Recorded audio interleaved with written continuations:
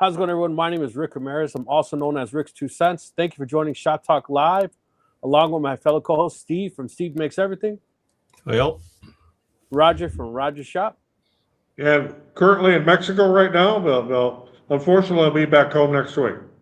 Back in Illinois, where it's and cold. a special guest with us today. Mia, do you want to do a quick introduction, please? Hi, I am Mia from Chicago, the owner of Perfection Selection, and I'm pretty much a crafter. And I'm just excited to be here, my very first podcast. Nice one, nice one. Mia, the reason I reached out to you is because um, 3D printers, I always say, is kind of like and I say this as a noob because I'm just now getting a 3D printer because I have two very influential bad friends, Steve and Roger. Well, Yeah. but say I call it the lazy man way to make a living. The way I say that is that you don't have to babysit as much, right? If you have a laser, you should really be paying attention. You have CNC, you should probably really be paying attention. A 3D printer, you can probably really set it and forget it, kind of walk away and do something else, right? You don't really have Absolutely. to watch over it.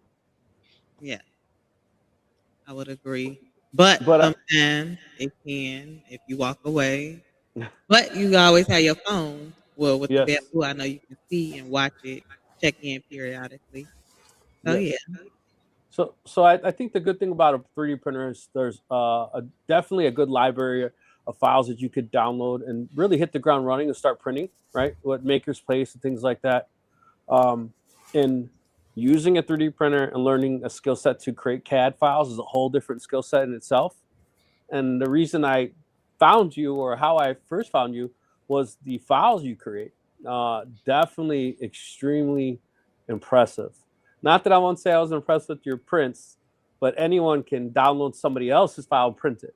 But to create your own original stuff, that's a whole different story in itself. So, can I ask like how you got started in that? And I know Roger always says like Tinkercad and things like that was learning blocks to first learn that. How did you get into that? And if you don't mind sharing what software you're using and kind of the background on that.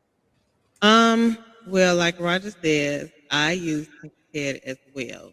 So Okay. I can give you the whole rundown of the whole 3D printing. So I actually purchased a 3D printer last year in February around Valentine's Day.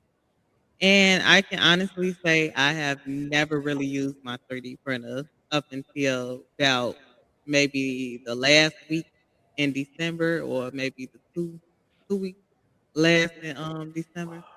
So the thing is, I have ADHD and I'm very impatient and I love instant gratification. So I wasn't using my 3D printer like that because I just feel like if I upload something in the machine, I want it done in 5 seconds.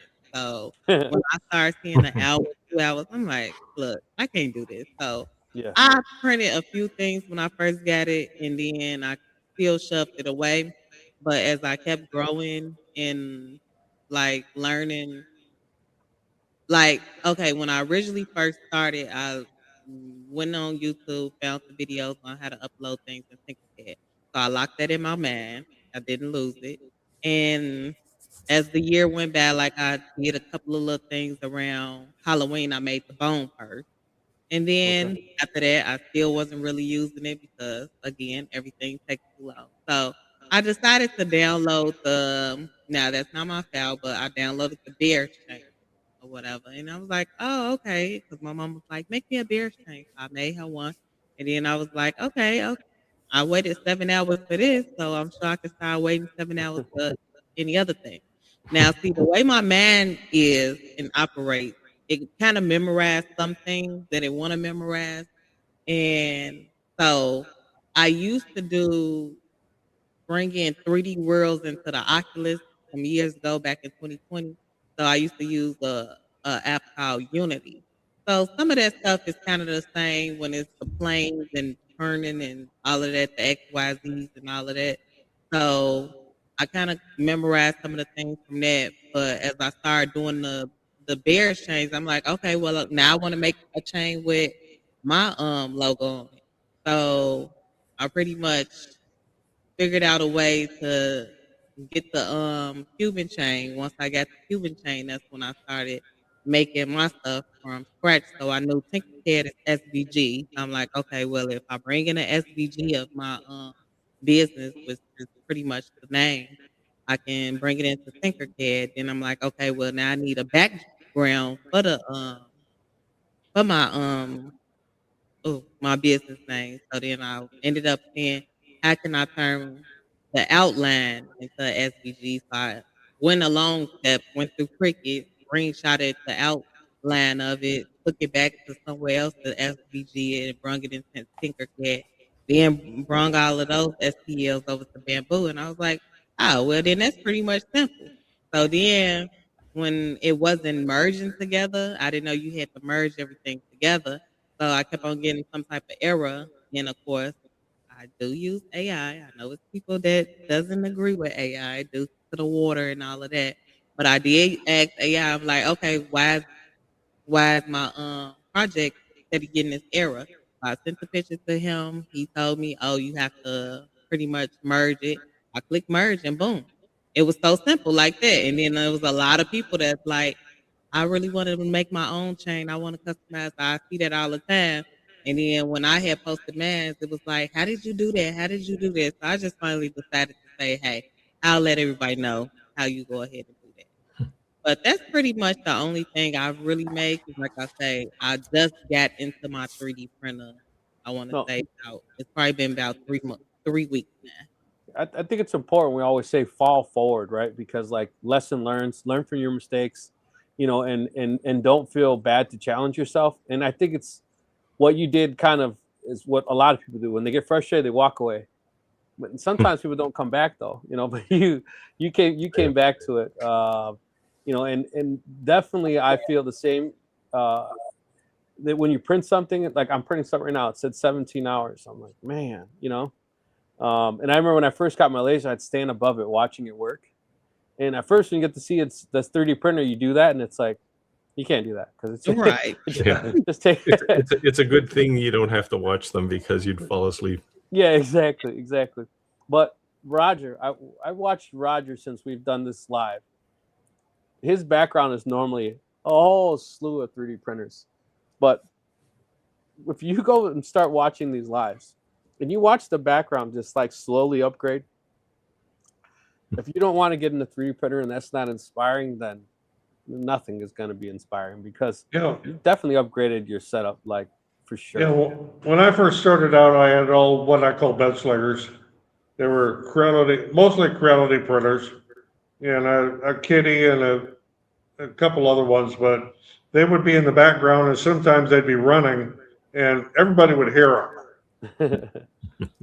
Now I have everything is Core XY, with the exception of 2. But I have 12 3D printers, and when I'm home, they're all running pretty much 24/7. So the one thing I always say too is that when we choose to do these side hustle type things, that a lot of times that may not always go at all on what you do full time. Raj and I are in the power space, right? Steve's in the software development, so maybe. Raj and I, we're not really. This is not our realm, so to speak, right? I remember one time when when we started doing these lives, I got an email from an attorney, and that's right at the time that all these influencers were getting sued, and I thought, great. And it was the attorney who watched our podcast and was asking questions about one of my lasers, the diode laser. So do you mind sharing what your full-time gig is and what you're doing now? Is this aspire to just earn extra income, maybe replace your full-time gig, or just maybe just something you're doing to stress relief type thing? For me, this is actually my full-time job now. Nice. So I was working for a company last year. I was working in the solar division. I was well, pretty much I just scheduled the service workers for the solar system on people's homes. And then they ended up laying us off on Valentine's Day. So they didn't really love us. So, but the crazy thing is, like, I was kind of excited when it happened. They had ended up putting us all in a video chat that January and letting us know like, oh, you guys only had 2 more weeks left. We pretty much letting you go. And I'm like, huh? Where that come from? So the crazy part is I was always saying like I really want to work on my business full time because like I said, it's a lot of things I do besides just 3D printing. So during that time I think I was making money bootcamp. So I'm like, I kind of want to do my own business full time. I'm tired of working for other people. And then it's like I'm putting my stuff on the back burner. And I also have a young child. So it's like I'm going to work, even though I was working from home. I'm working from home. Then I have him. And then, of course, when I'm getting off of work, I got to go work on people orders. So I start getting mom guilt. So it's like, okay, something got to give. So luckily, they ended up laying us off. And I just took it as a blessing. And I was like, my biggest fear was always just quitting and going and doing my full time. But I just took it as a sign, like, hey, there's A my leap sign of right faith. now. And A leap of faith. I can honestly say I've been doing pretty good for the past February 14th will be a year that I have Okay. been employed. Nice one. You know, I mentioned I'm asking these questions because it's that time of year, literally what we're saying. Tax season. A lot of people, they take their tax money and they're gonna, you know, it's probably the only we all live check to check, right? No matter at the end of the day what income bracket you are, most of us live check to check, right? So tax time is probably about the time that they have a lump sum that they can invest, right? And people are looking to do something. Go ahead, Roger. You can say something. I wish I could get a check. I pay every year. Yeah. Well, Yeah, tax times a lot of times people they're looking to invest either because they need to write something off, or they're getting a tax return and they're looking to invest. So a lot of people come new to these side hustles at this time of year and they're looking. And the one thing, we always say we're not pumping dumps. There's no easy button. Like every piece of equipment we review, it worked perfect. Everything we made, it worked perfect. Everything we made, it comes perfect. We all share fails. Yeah. So yeah. Hold on. I'm sorry. Phone kicked me. Yeah, we had a whole episode on one of our podcasts here of failures, and we've all had them. So almost time to do another one. Yeah, and Yes. I I've had a lot wasn't of shy failures of since that last one. I wasn't shy about showing them. I mean, it happens. That's just the way it is in this business. Yes. So I'm gonna how grab I some. I'm sorry. I was gonna say how I ended up acquiring all of my printers were when I was working at the solar company. I originally started with just it was the 8550 because I originally had a Cricut machine and I had another small sublimation printer. That one got clogged, and then I'm like, okay, well, I want another sublimation printer, so I ended up getting a Epson 15,000. Then I ended up getting an 8550 as my regular printer. Then I ended up buying another 8550 as trying to convert it to a DTF. That failed, so I ended up selling it within 2 weeks. I said, I don't have time to babysit no daggone DTF. Really don't. So, Well, I will say I've got two Epson 15,000s that I use for sublimation.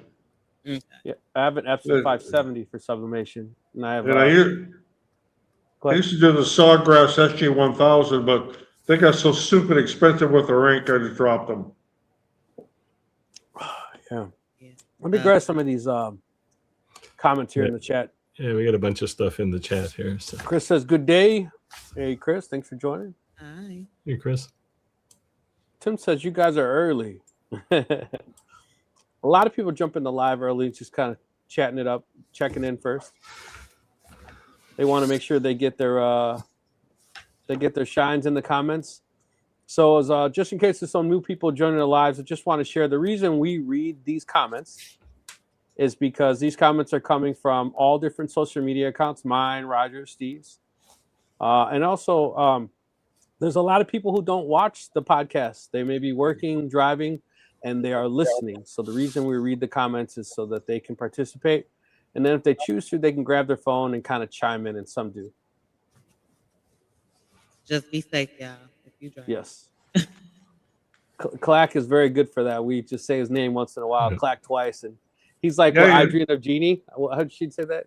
She would show up. Yeah, you said clack once or twice, he'll be in there. Yeah. You say his name 3 times. There you go. Kind of like Beetlejuice. Yeah, there you go. There you go. Fish Lake, Indiana in the house. Hello, hello. Tim says, how are you enjoying your hot summer down there?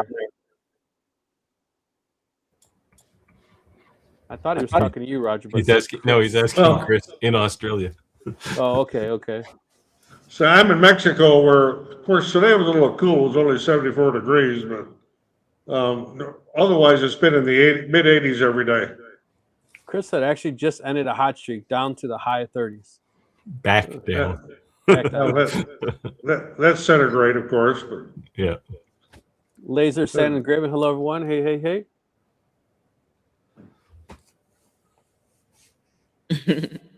All right, we got a question. Roger, you want to take this? Okay, let me ask this before they get started. I'm working on my first video for the year. What software are you guys using to put your YouTube videos together? You using CapCut? I use DaVinci Resolve. As do I. And because I know how to use it. I mean, I just know the software. Yeah. Do you use the free version or did you buy it? Oh, I bought it. Yeah, me too. I bought it. I don't use it came with a little desktop controller with a big knob on it and stuff. I don't use that though. Oh, I don't either. Nah, it's more for the cut view, not the edit view. And yeah, I spend all my time in the edit view. I use CapCut for TikTok only. I take a bunch of pictures or shorts to create a short.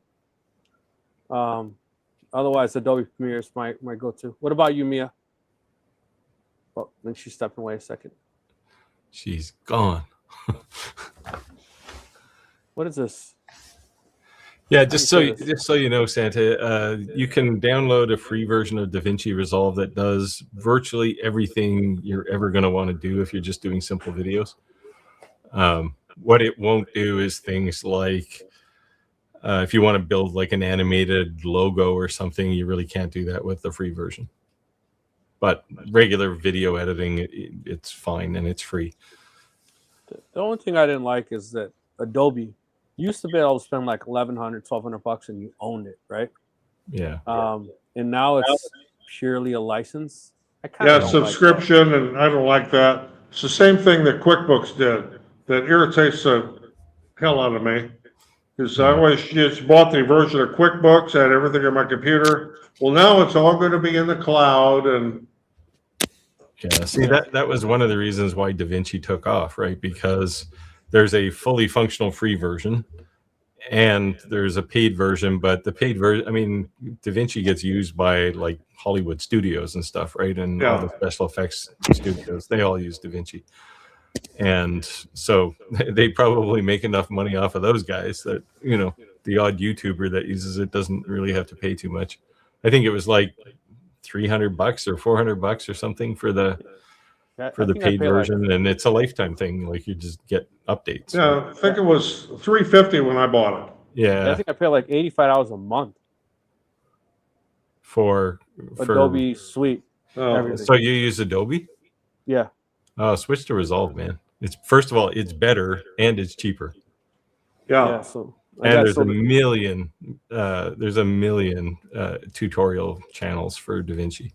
Yeah, so Adobe, I have the Adobe Suite, so it's every single app that Adobe makes. Yeah. But it's expensive, man. Yeah, it's the one reason I don't own a single Adobe product is their stupid monthly license thing. Yeah. I pretty much do. Harold said hello from how do you say this again? Poughkeepsie. Poughkeepsie. New York, a regular, and I still mess it up. Jack in the shop said I used to use, what is this? Caden Live for years. You guys ever use this? Never heard of it. Not familiar with that one. Yeah. Oh, Mia keeps disappearing. Mia, you've got a little voodoo thing going on there. Let's see here. Jack said it's not hard, but I have a lot of features, ton of YouTube videos on it. Yeah. Mia, we lost your audio. Yeah, I had muted. There you're back. There you go. Yeah, okay. Gotcha. Yeah, I mean, you get Um, it's whatever you get used to, right? And you kind of hug it like it's the last tree in the forest until you have to change. And like The other Apple thing- just recently, a lot of people use Apple's video editing tool, and they just recently packaged all of that stuff up, their Office suite and video editing and a bunch of other things into Apple developers workspace or something, development workspace, creative workspace. That's what it is. And they charge for it now. It's Yeah. like things that they used to give you for free, they now charge for. Well, my originally reason I bought the MacBook Pro, it's like 5 years old now, is because Adobe, when I started doing 7.4 or 8K export on a Windows computer, would just crash. Yeah. Yeah, so the Mac, I mean, it Well, sounds like a the jet the going difference down. is, like, if you were running it on a Windows machine that didn't have a GPU, like if you just had a regular old video card, you wouldn't have enough horsepower, and it was Oh, probably yeah, Right. dying. absolutely not. Like DaVinci too, right? You need if you don't have a Mac, you need a PC with a GPU in it. Yeah. Yeah, So you could use when the RAM on the video card. the computer I run my DaVinci on at home has got a real high-end, oh, now I can't think of the name, What, but it's got a NVIDIA? real high-end NVIDIA card, Yep. real high-end one. I mean, it was like $600. Yeah. Yep. So They are so cheap. I want to do the last upgrade, the new Mac OS update, and it said I guess I can't get it, Oh, so I have to buy a new. oh, that's it. how well? What do you have an Intel processor in your machine? I don't think so. No. I would have that blue logo thing on it. It can't be an M1. Otherwise, Yeah. you'd be able to update. I went to update it and it said it wouldn't let me update for some reason. Maybe you didn't have enough disk space or something. Well, most of my laptops will also run DaVinci, just not quite as fast. The one I'm on tonight has got a Ryzen 7 processor on it. It's a gaming laptop. Yeah, And my other ones are Gigabit and Asus, and I they're do all of my editing on this machine that I use here. It's a Mac Studio Pro, which is like a supercomputer. Like the thing is crazy fast. Nice. Yeah, so I want the new MacBook Pro, the version of mine now. But I think it's like over $9,000. Man, I think What is I this? It's all those tariffs, man. iPhone computer. $9,000. get a sponsor. Yeah, Come on, Mac. Get Come on. Apple as a sponsor. The only Yeah. time I did any work with Apple, they sent me a couple of Blade machines, like rack mounts. They made a server, the Mac server, at one point, and they sent me a couple of those. And I kept them for about a year, and then they said we need them back. It's What? like, what? That's hilarious. Well, I knew they were. They said they were going to ask for them back, but they didn't for a long time, and I thought they forgot about them. No. David said, "Good evening from South Milwaukee." Cold up there. It's up, cold Harold? everywhere in North America. This No. week. Hey, Harold. Jack in the Shop said, "Yeah, DaVinci Resolver is another great free option, but it's a bit more advanced." It's a serious tool, yeah, but you don't Yeah. have to use all the features in it. I mean, at the end of the day, they all have the same thing. You can drop multiple tracks, and you can, cut and trim and move things around, and they all do pretty much the same thing now. So And you can make yourself appear and dissolve and everything if you want. Do special effects and you get into Fusion. There's a lot of things you can do with it. yeah. So I don't. Well, yeah, don't I wouldn't necessarily- say for somebody who just wants to edit videos to start playing with Fusion in DaVinci. Oh, no. Yeah. That's a little more advanced. Actually, I don't think you can use Fusion in the free version. I don't think it's there. I don't honestly I don't use any know. of those fancy stuff like that. For my editing is just purely editing. Yeah. Yeah, and mostly it's audio cleanup, to be honest. Yeah, so in DaVinci, one of the things they've added recently is, well, not real recently, but over the last year or so, is you can grab an audio channel, an audio track, and you can say, make this tune this for YouTube, Yes. and you don't have to worry about what the high and low volume range is or any of that kind of stuff. You just say go, and a minute later your track is processed. And Yeah, Adobe actually monitors our voice, and it says our voices are on an F, yeah, and it auto does our voices differently. And it's crazy just the way it detects my voice versus your guys' voice. And as it starts knowing who you are, its AI features is kind of wild. yeah. One of the coolest things they've added into DaVinci now is if I say, like, if in a video, if I say 100 and I meant to say 200, I can actually go in and select that piece, the 100, and I can just type 200 and it will use my voice to reprocess it. Well, Yeah, that's one of the nice things, is once in a while I will mispronounce or give the wrong number, or, yeah, it's usually when it's a wrong statistic or something. yeah. Rather than record a whole bunch of audio, I can just say, go change this 100 to a 200, and then I can just put a graphic up for 200 instead. So I think Chris is referring to what Mia said. The more jobs fail when you're away than when you're there, like with the 3D printer. Monitoring with an app definitely helps. But man. Well, I never did show that big block of PLA that I pulled from my Bamboo H2D.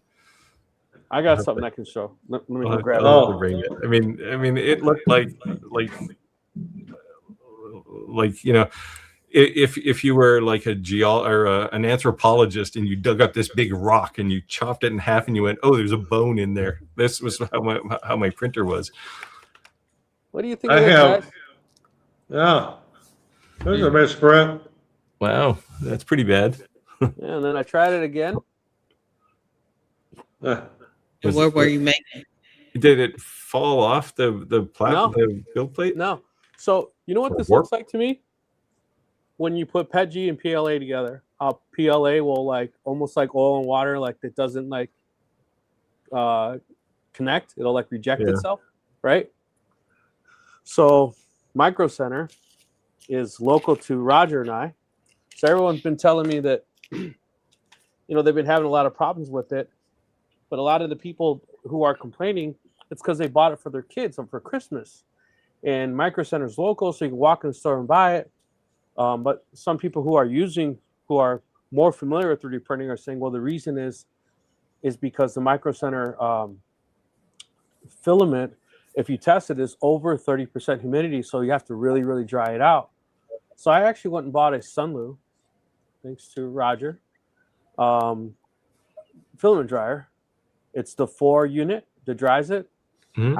I got it all the way down, and I bought their PETG Plus and the regular PETG.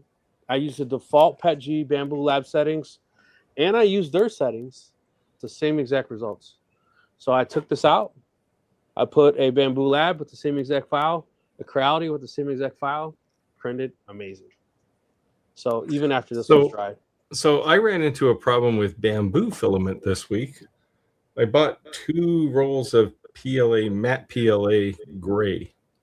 And on both printers, I thought it was maybe the H2C was doing something funny. So I put the other roll in my H2D, and the colors weren't uniform.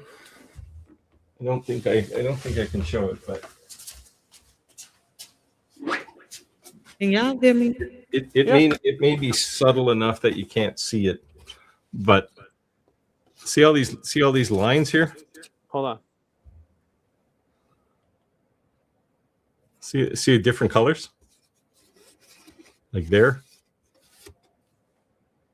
You may not be able to see it, but it's like this filament, this roll of filament is just terrible. The 2 rolls, and they're both gray. And I'm gonna have a conversation with so I was thinking actually emailing Micro Center and say, when I went there, I thought, okay, good. These are bed slingers, kids 3D printers. People are buying for their kids, and I'm seeing all this chatter on the Facebook groups. Maybe they don't know what they're doing. They're not drying it. It's an open unit. You know, they don't have an AMS unit to dry it. So, of course, the people who are familiar with printers are just telling them, you need to dry it, you need to dry it, you need to dry it. So I said, I'm going to try it. 20-minute drive from my house, picked it up. So I'm actually going to email Micro Center and say, look, these are the settings I use. These are the settings you recommended, and these are the results I got. What do you suggest? And see what they say. Because I just find it hard to believe that they have literally like 15 rolls of filament. When I mean rows, I mean like 75 feet rows, and they're all bad. Like they gotta. Yeah. Well, I had a roll of just some no-name discount PLA, and I ended up throwing it away because it was just terrible. Yeah.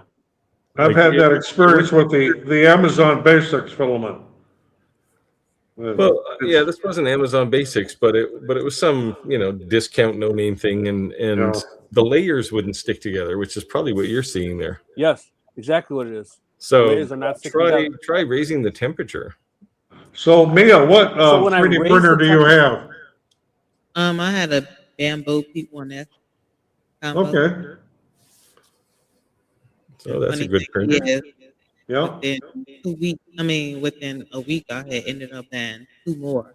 So I went every new printer at all to buying 2 in 1 week. Wow, that's a pretty slippery slope.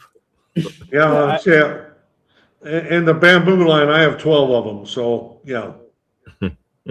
So I have the H2D Pro, and of course Steve has been rubbing in my nose that he's got the new what is it, the H2C. Well, Roger has H2C. Yeah, I got the H2C. You had to have one, and I bought it. They didn't give it to me. Not like Steve, who they gave him one. They didn't. Well, they called me and said, "Do you want one?" It's like, I'm not going to say no. He's like, I've been waiting for Crowley to call. You're gonna. I do have to do like 12 or 15 hours of work to just because they sent it. So it's not technically free, but it's crazy how much cheaper it is though. It's $2,300 at Micro Center. That's with the AMS and everything. I was like, man, that's crazy. Maybe they're buying refurbs. No, they're brand new. Are they? Yeah.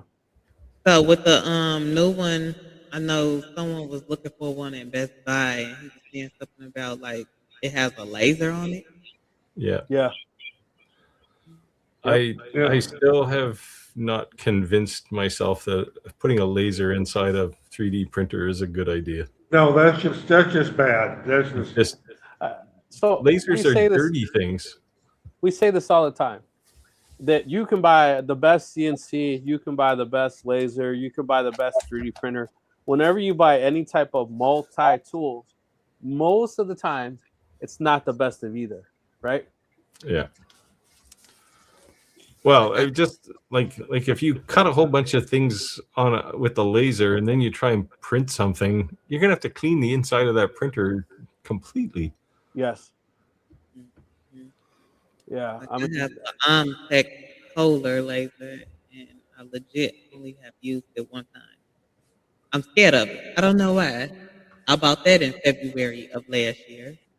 And the only reason I used it that one time because someone swore that I told them I can engrave a Stanley cup. And I'm like, I don't recall ever telling you that because I have never used my machine. So I ended up trying to figure it out, ended up figuring it out. But what I should have did was did multiple passes, which I knew nothing about. So I was going to end up doing another cup and never did it. I think I ended up getting scared again and just backed away from it. Well, then you need to talk to Roger because Roger does a whole slew of cups, sublimation, laser engraving. He is he's in competition with Steve because Steve loves making coasters. I do not. Coasters and cups, you know, they're like head to head, you know, but yeah. Yeah, well, I do.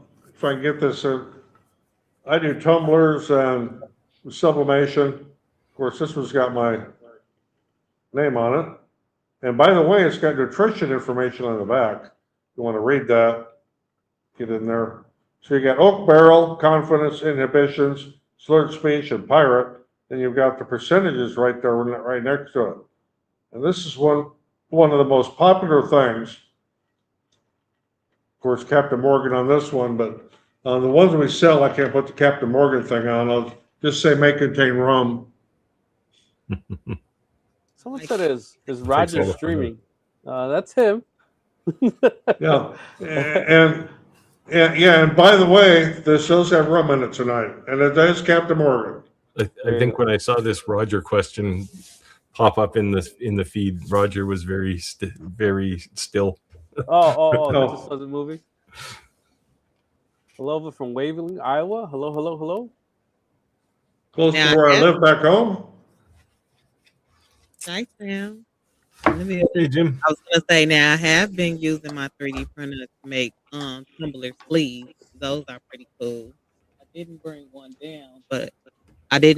down. I should go get it, but that's kind of cool. So what I did yesterday was, well, I printed it the day before yesterday. It took 10 hours. Only because I added Word to the basketball. If I would have just did the basketball, it would have only been 4 hours. But since I added like class of 2026 and added their name and their jersey number on it, it made it increase to 10 hours. And that kind of came out nice. And then what I do is sublimate pictures around the little part that's left on the tabula. And now I have the epoxy, which is I'm waiting on the epoxy to come. Now that I'm thinking about it. Nice one. Another how do you say Chicagoan? Chicagoan? Chicago, yeah, there you go. Jim says hi. Jim, you've been quiet this week. I haven't heard from you. Jack said, I like DaVinci better because it just works on everything. Oh, that's KDN Live. KDN Live. Yeah. I've never worked with that. I have no idea. Chicago bang bang. Well, that can mean a lot of things. Yeah, well, what are you gonna do? It's always gonna be that way, and it's never gonna change. If you're not tough, don't come here. Stay away. Jack in the shop said, "This is what I use on my Linux machines, but it works on Windows too."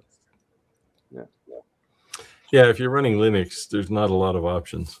Yeah. Yeah. It says I don't have many things to print. Oh, I do. Yeah, me too. Tim said, "Did Ricky do the Ethernet upgrade?" So I did some experimenting tonight. On the other side of my shop here is the 3D printers and 3D printer, and on the other side is the CNCs. But on that side of the basement area, all above me is my ductwork for my HVAC. So I was thinking, when I filmed over here, I didn't have any problem. And I ran a speed test and I had no problem. So I sat over here with the lasers behind me, and guess what? No problem. So I think it's just a ductwork. So if I want to sit over there, I'm going to have to run Cat 5. Or 8. Yeah, but I have a ton of Cat 5. Cat 6 probably, I think. Well, you can squeeze a gigabit out of Cat 6. Yeah. So Santa's saying I printed another spool holding rack as we sit here. I did a big one here not too long ago for a bunch of spools. I think I've got on one of my videos. I have storage for probably 40 spools now, and I figure if I have more than that, I have too many spools. Yeah. So I've been wanting to print something for myself, but I've been so busy printing nonstop for everyone else. I just want to print the stands for the AMS Pros because they're like crooked, lopsided on the angle on the side of my. So you know how to fix this problem? What's that? Buy another H2D. Or maybe One's an for me, the other one's for someone else. Buy another H2C. I think that's I'm not even lying. When I saw that Micro Center $2,300, I'm like, I gotta get out of here, man. I was thinking, well, you know, you didn't really need the Pro. You didn't have to buy the Pro version. Well, my H2C, I have 2 AMSs and then the XD, and I still have not taken the second AMS out of the box yet because I don't have a good place to put it. Yeah. Put it on the left side. Well, the problem is I don't have room on the left or right side. I don't like the one they put them on top and it's too wide. I don't know. I have mine sitting on top. You on top? Hmm. Do you have one AMS or two AMSs? Well, I have one AMS for each machine. Okay. Yeah, just when it's two AMSs on one machine, it just looks like an accident waiting to happen because it's kind of sticking off too far. It's kind of Yeah. like Stack them. Well, yeah, you can just make a little wooden thing, cut some 3/4 inch plywood, and just put a box there. Yeah. Or I could Fair send enough. you the Fusion plan. Oh, you don't have Fusion, right? You don't run Fusion 360, Uh, 3D CAD. no, no. I could just send you the file, and you could make the cabinet that I made. Yeah, no. I got confused with the software we bought for the CNC, but that's not Fusion. That's V-carve. yeah. Tim says I have to do extra. I have to do it for extra income to pay off some stuff. Steve keeps demonstrating. Sorry, Tim. It's like you're working for the habit. You're working for the habit. I do have that. I do have that Anycubic Photon P1 sitting on my workbench right now. If you are interested. San Jose and Grid said he must finally got the cable. Too funny. Nope, he didn't get the cable. He got rid of all the shielding. Yeah. You know, my wife, I had to explain to her. So when I first got the printer, you have to buy a filament, right? So I bought like $300 in filament 3 times. And she says, you're not making any money because every dime you make, you just put it right back into the machine. And I said, well, you can't tell somebody you're going to have 3D print. Like, oh yeah, you want gray or black? What? No. Oh, you want white? Like, no, I want like this picture. I got gray or black. Which one do you want? Right. You know what I mean? You can have any color you want as long as it's black. Yeah, exactly. And at least then it wasn't out of my pocket, so to speak, because it was kind of paying for itself. And now I literally have every color there is, or at least the bamboo sells. But I just wish bamboo would stay in stock. They have a lot of colors now. I have all the PET Gs. My problem is I'm having a problem getting the color orange. And I think that's because of Clack. I think Clack buys it all up from everywhere. Yeah, I know. It's because I got all kinds of orange. It's because the Bears been kicking butt. Buy the Sunlu orange. It's almost the same color, and it works. It actually, I like Sun. I gotta say, and hopefully Bamboo's not listening. I like Sunlu's filament better than Bamboo's. Actually, Sunlu makes Bamboo's filament. They must have it on a cheaper line though when they make the bamboo stuff because of this problem I had, right? Like it's terrible.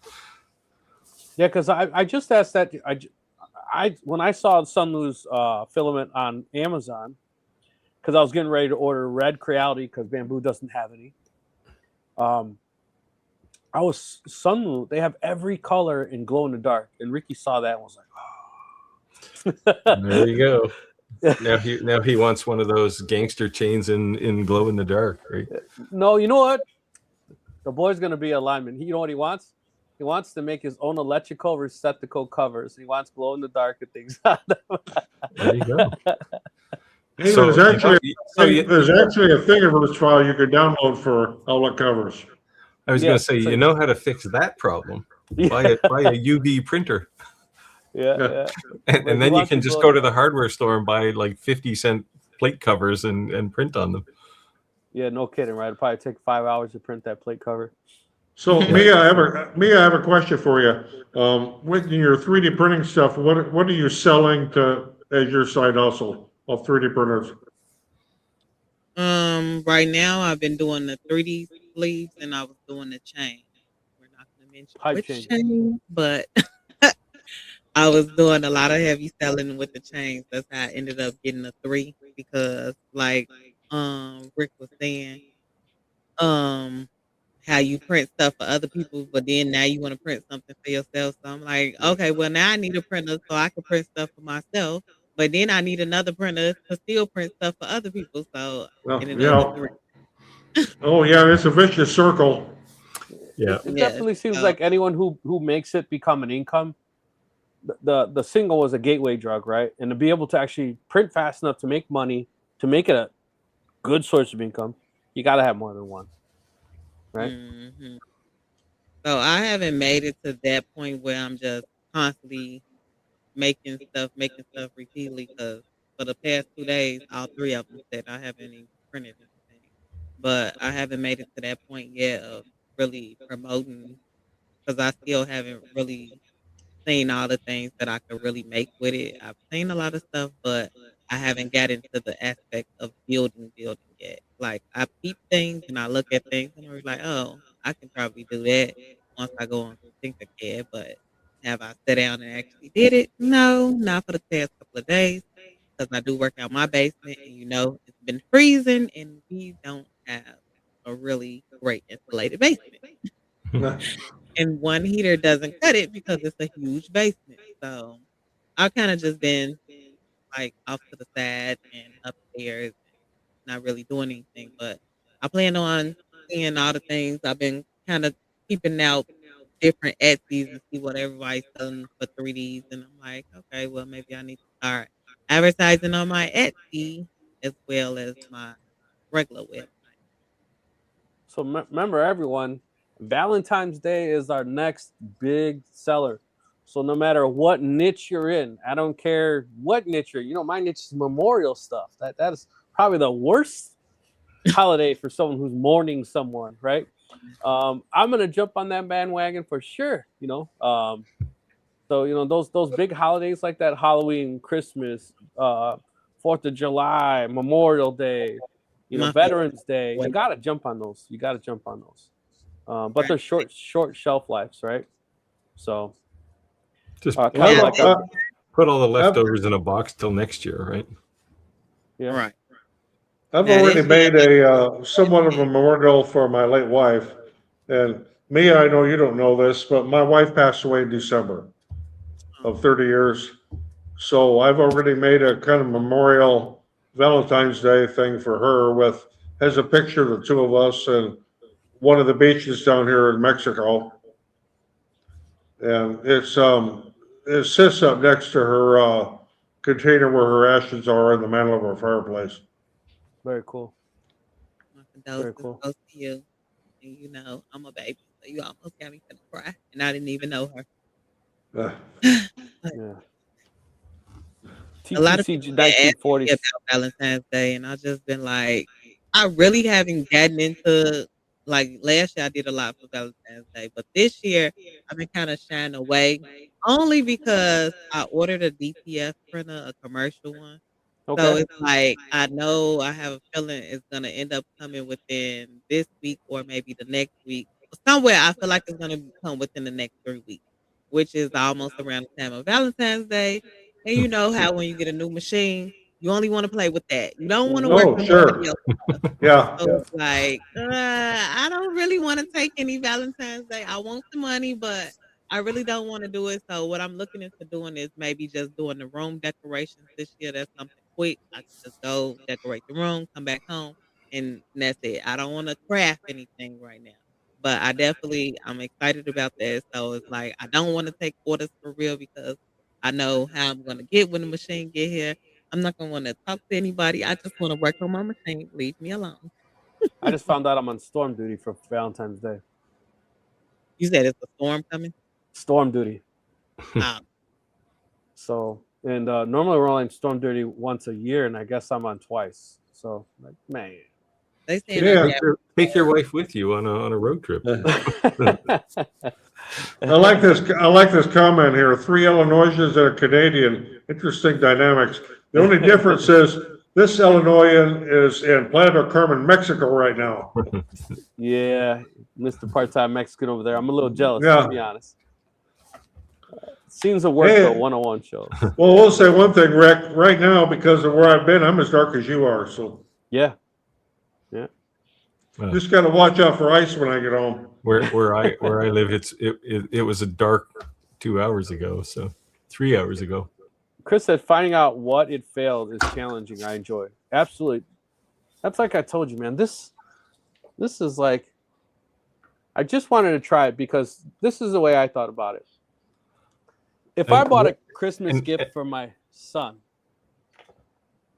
and I was so excited to give it to him, and he printed something, and this is how it came out, I'd just be kind of heartbroken and felt like, man, I'd be beating my head against the wall to prove to him that he could get it to work, So I get these people on Facebook like, man, it's literally dropping all over my keyboard. What am I doing wrong? And I don't think they're doing anything wrong at all. You tried a different roll of filament, right? Yes. And it did the same thing? Yes. Does it need supports or something? Well, I tell you what. Hold on. I removed that same exact filament. I put a Crowdy in. Printed perfect. Bamboo. Okay. So it's a roll. It's a bad roll of filament. Toss it. Well, I bought 4 standard PET Gs and 4 PET G pluses, and I tried 2 different PET G pluses and 2 different PET Gs. Same. Yeah, she's got crap filament, and I've run into that before with, especially with what they call the Amazon Basics, and I won't buy that again. Yeah, I don't even think they have Amazon Basics filament anymore. I haven't seen it in a while. All over my whole keyboard now.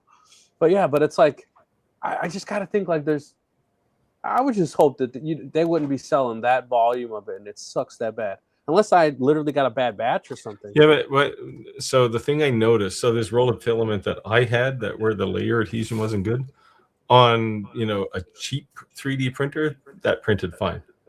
Really? And I don't know why. Maybe it's like, if you ran diesel in an F1 car, it probably would run pretty bad, right? But it'll work fine in an old Volkswagen. Yeah. So Chris is saying here, finding out why it failed is a challenge I enjoy. And yes, it is. If you have a failure, you need to figure out what happened and why.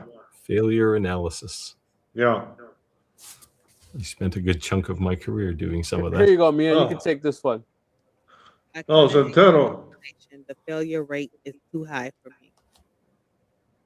Like, what part are you failing in with the sublimation? To me, that's the easiest one. Yeah, I have my failure rate, unless I do something stupid like I print a mug upside down. And I've done that. Don't mirror your image if you don't have it automatically mirrors. Now, that's where I usually mess up, because I definitely did that with, I can show you the cup now. Yeah, for sublimation, the only real failure you could have is the heater, right? So correct on there, but yeah, in real life. Yeah, forget the mirror it. Yeah, I've done that before. So I would say this though, like, to make full wraps that are seamless without seeing the line, there's still an art to that, right? Like, you guys are like, I've done a million of these. There's a method to your madness. The way you're heating it, what you're using. Some people are using convection ovens. Some people are using actual mug presses. Everyone has a different method to their madness, but you figured that out. So even if Roger said, I do this, here's all my settings. Mia said, I do this, here's all my settings. You still need to figure it out, right? So, like, that's just somewhere to start. And we say that all the time. And unfortunately, with sublimation, you can have a lot of ghosting and things like that. And you got to get the method to your madness. Yeah, well, the heaters too, right? The mug press. There's no two of them are the same. I've noticed. Right. Like, my biggest thing, the same model from the same manufacturer, and they'll act pretty differently. Yeah. When you get into you want to do something seamless, it's not so much how you put it on there; it's how you trim it. You got to have the right design, the right trim, and for example, this one here is absolutely seamless. You will see no seam on this anywhere. But I set it to where the seam would be in white space. But another one's where you have a full pattern all the way around. You have to be able to match that pattern when you're doing your actual wrap. The other thing is, I noticed between the orange tape and the blue tape, the orange tape, I got marks. So I used blue tapes that I never had marks. I had the orange actually leave marks. Have you guys ever had that? I know Orange, it's just the Amazon generic tape, like the plastic. Yeah, the heat tape. Captain. Yeah. So I used blue and never ever had that problem again. I've used the blue and the brown mostly. I've never had a problem. Yeah. Yeah. I go through a roll of blue tape in less than a month in my shop. I use it for everything. Yeah. Well, my dispenser has 3 rolls of blue tape on it, and it pops it out in little 1-inch long strips. So yeah, I could probably use something like that. Nice. Her picture came out blurry. Yeah, but you Yeah, see, Yeah. as third, yeah, I have those. But what I do to usually fix that, I don't think I didn't do what I normally do, which is spray the fabric. What is it like? Fabric binder, bonding fabric, the little glue type stuff. Adhesive. That's what I'm looking for. Fabric adhesive. I don't think I sprayed it on there, and yeah, ended up coming out really blurry. Now those are the mistakes I do have, but is I usually catch it once I after I done it, and I'm like, okay, well I forgot to add this part or do this part. And I did have a fail on a memorial bench that I just did the other day, and that's because I overpressed it. I let it press for too long, so like, and I think the wood is kind of old. The sublimation bench was over a year old, and I just read that you're supposed to use it within maybe 3 to 6 months. can dry out, be the humidity in your house, dry it out. Hmm. The one thing I would tell people all the time too is that when you're pressing garments, the humidity in your house from summer to winter is totally different.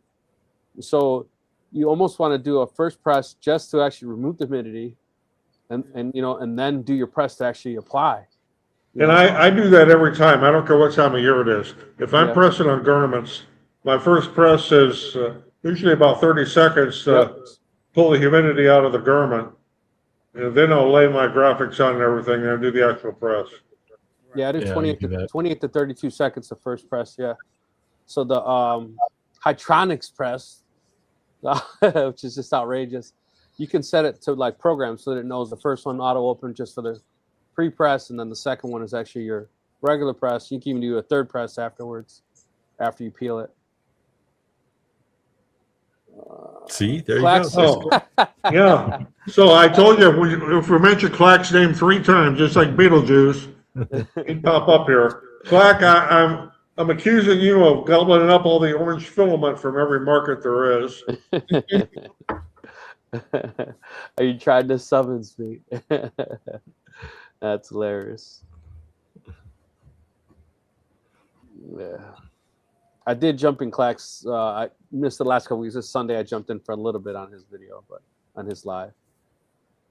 Let's see here. Anyone got any questions? Let us know. Let us know, of course. Otherwise, happy hump day, everyone. I actually needed this. This has been a very stressful week for me at work. Like, man. And Tim says Beetlejuice is here, so we summoned him. Jack in the Shop said, I really like most Adobe software. I do not like Premiere.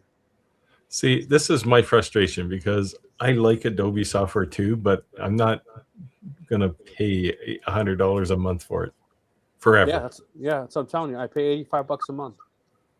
It's like, Yeah, that's the other problem is the Spectrum Reality is saying Adobe makes you save everything in the cloud. And I don't like that. I save everything locally. You have the option to upload to the cloud. I don't use the cloud at all.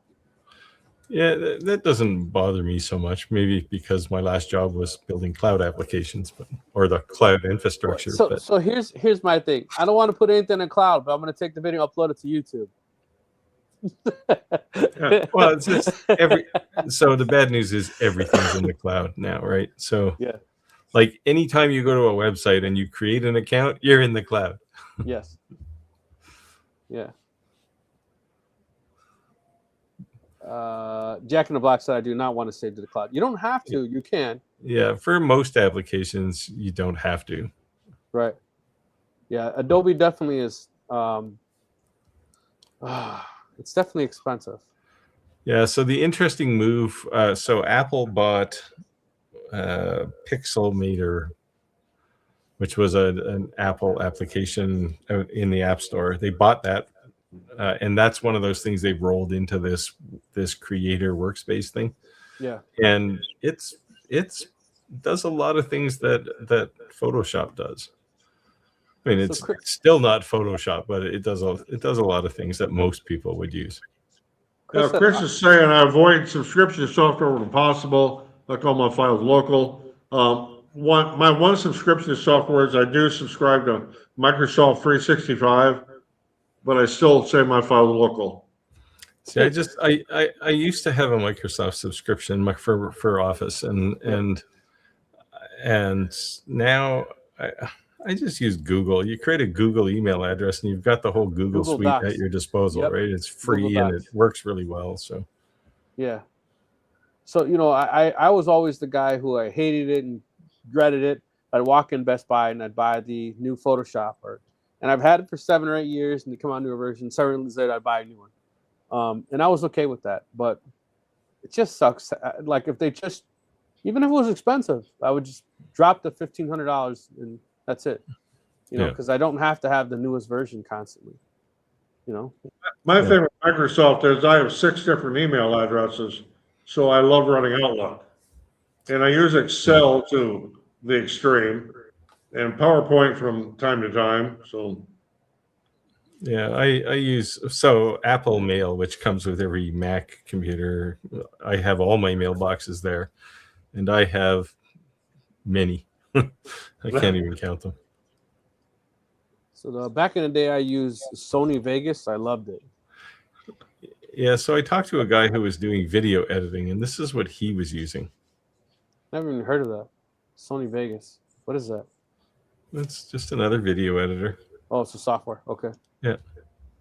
Tim said Infinity Design and Infinity Pro Photo 2 are pretty good and expensive alternatives. So to AI. Affinity Design is free now. Affinity got bought by Canva, and Canva made Affinity Design free. Oh wow! You can go download it. I use Canva a lot. All our thumbprints, thumbnails. I have the Pro version. I think it's minimal. I can't remember what it costs, but it's I use Kittle for that. It's the same kind of thing. Yeah. And I use Photoscape X. What do you use for Mia for your thumbnails and all that? Do you use Canva or anything? Canva. Yeah. Canva is definitely my go-to. I'm soon going to start outsourcing a lot of this stuff, though. I just don't have capacity for it anymore. I keep getting these calls. Do you want to hire an assistant from the Philippines? And I was like, what? And they're like, it's $3 an hour, 40 hours a week. And it's some 12-year-old who they're going to beat like, if you don't hire them. I was like, are you serious? But yeah. Yeah, so I was talking to Fohammer. He was on here, and he does his editing. He hired a guy full time actually from the Philippines. Yeah, and he said he does all his video editing for fraction of the amount of time revenue he would lose if he had to do it himself. So yeah, it's crazy. So Mia, where did you start out with learning how to design in 3D? Did you start out with Tinkercad or? Just Tinkercad, and then I started realizing a lot of stuff you can actually just do in Bamboo Lab. Yeah. I was going to actually ask you, Roger, specifically because you use Bamboo Lab a lot. How much design you actually do in Bamboo Studio versus somewhere else? Actually, and some people might think this is crazy stupid. I do a lot of my designs in Lightburn. Then, because I'm so familiar with it, then export that SVG into Tinkercad and turn it into a 3D. Yeah. Yeah, I find myself doing more editing type work in Bamboo Studio now for a lot of stuff. Yeah. Only thing that I'm still trying to learn or figure out is how to actually turn images into. I didn't hear you. I was saying the thing that I'm trying to learn how to do is actually turn images into 3D models, like 2 dimensions to 3D. Oh, well, you can't do it in Bamboo Studio. AI. But that's an AI thing. Yeah, but I did see though. I haven't tried it, but I did see in the Bamboo Studio software they have a new AI thing where you can create the 3D images of someone now from a single image to a 3D image. Do that because by using Maker's World Lab, and that they was converted a picture of somebody's dog into a 3D in the Maker Lab. So I said I need to go try that. Yeah, I haven't tried it yet, but yeah. Spectrum of Reality said, doesn't YouTube have their own editing software? Not that I'm aware of. Yeah, well, they do. Yeah, they do. It's pretty primitive. It's usually if you say something in a video and if it's a manufacturer and they say, hey, don't say that, then you can go and edit that little piece out of your video. Yeah. Or in Roger's case, when somebody says the picture of his house is actually a copyright violation, he can just go edit his house out of the video. Yeah, I'd made a Harley video and I was riding my bike. I passed a car and for like glimpse of a second, somebody's car radio was on. They got a violation for that. So I just deleted it, like with their editing software, and kept the video online. But really? You got a violation for that? If it's less than 8 seconds, they won't normally bother you. Yeah. Oh, no, they'll pick it up sometime. They might pick it up, but you don't. They really can't do much. The option. They basically smack you on the hand, and say, "What do you want to do?"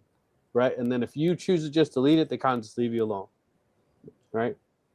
I did one last year. I was at a fair, and I was interviewing people that had different vendors in their craft shows, and there was music playing in the background from the Ferris wheel or whatever. Even though I was doing a talk over, I got flagged on it. Yeah. I had to go back into DaVinci and edit the music out. Yep.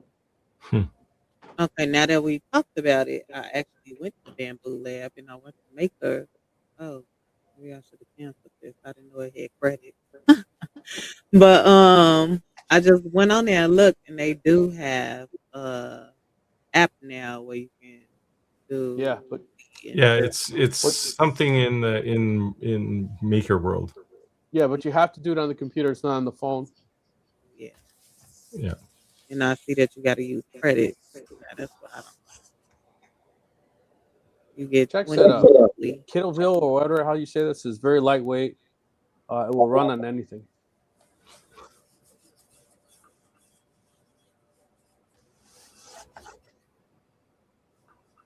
Santa says, okay. Santa's saying, what do you guys think about the talk about House Bill 2321 on 3D printers? If you don't know what this is, they're trying to prohibit people from printing 3D printed guns. So I don't know how they would ever enforce that. That's just. I'm surprised this thing. Well, you know what the next step in that is, though, right? Is to ban consumer 3D printers. Yeah. So or here's my take on it. Here's my take on this. If you take every gun manufacturer in the United States and you add up their sales, it still doesn't add up to Disney. So you shouldn't allow 3D printers to print guns. Guess what that did? It allowed you to have with a clear conscience say that's probably a good decision, right? To take phantom guns off in Chicago, that was a big issue. That's probably a good decision. Maybe that as a parent you can agree with that to some extent, right? And the people that allow that to pass, to me, has nothing to do with guns. What you did is you allowed them to put a monitoring, a filter, a firewall on your piece of equipment that's going to monitor from there on anything you print. So guess what? You go to Maker's World. I think it's so funny. You go to Maker's World. You go to any of these 3D print stuff. And these people who create this artwork, it's all watermarked. Like, don't steal my artwork. Like, dude, it's Nike. What do you mean don't steal your artwork? Don't steal your stolen artwork? Like, but then what's going to happen is you go to print the Chicago Bears logo. You go to print a Nike's logo. It's either going to tell you one of two things. It's going to say, one, you can't print this. Or two, it's going to say, pay this $35 license fee and you can print it. And that is going to be, that's going to make so much money. It's unbelievable. Yeah. I think that's really what it is. Yeah, it really has nothing to do with printing guns, right? I mean, in Chicago, if you want a gun, you could probably get one. You don't have to wait to print one. You could probably get a real one faster than you could print one. Yeah. And the other thing too is that they're talking about while we're on the subject, you got let's say you got an AR-15, a semi-automatic. You want to make it fully auto? You can go online. You can buy the parts for it, make it fully auto. Yep.